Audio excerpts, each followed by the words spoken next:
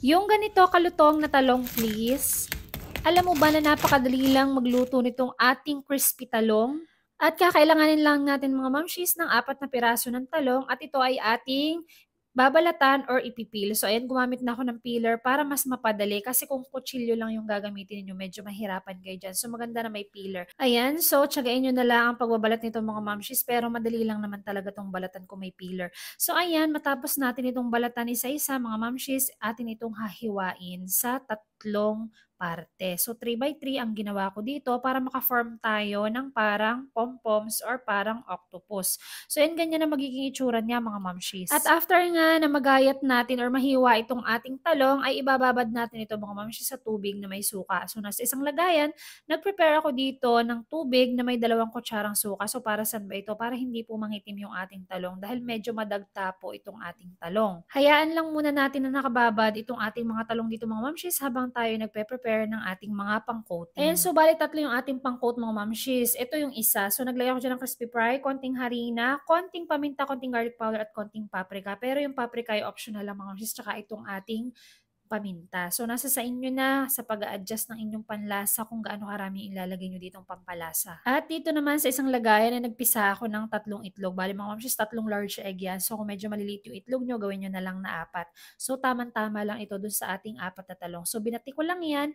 And then, wala na ako inilagay dyan na kahit anong pampalasa. At ang last nga natin mga mamsis ay yung ating breadcrumbs. So, ayan, ready na for coating itong ating mga talong. Pero atin munang ipapat dry itong ating mga ginayat na talong dahil ito ay medyo basa. So para mas kumapit yung mga coating natin, kailangan natin itong tuyuin.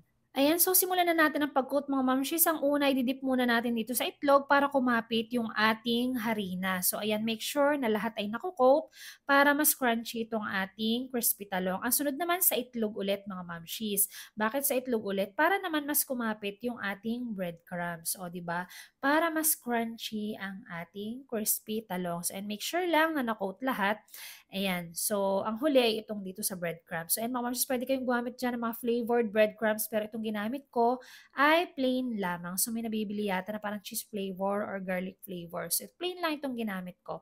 Ayan, at ready for frying na itong ating crispy talong. Ayan, at habang nagpa-coat nga tayo mga mamsis, nagpainit na ako ng mantika sa kawali. So, ayan, medyo mahina lang yung apoy kung gaso lang gagamitin. Ito kasing ginagamit ko induction cooker. So, alam nyo ba, ma-share ko lang mga mamsis, ang tagal na nitong induction cooker na to sa akin, napakatibay. At kahit saan na pagbablog ko, dala-dala ko ito. So, and kung gusto nyo umorder nito, ay lalagay ko sa yellow basket yung link. Talagang napakaganda.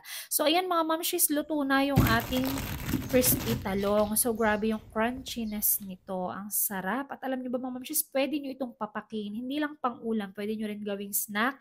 And then, napakaganda nito na ngayon sa ating mga outing, sa mga family gatherings. Kung may potluck kayo, pwedeng ito yung dalahin nyo sa halip na pritong talong, nilagang talong, or inihaw na talong.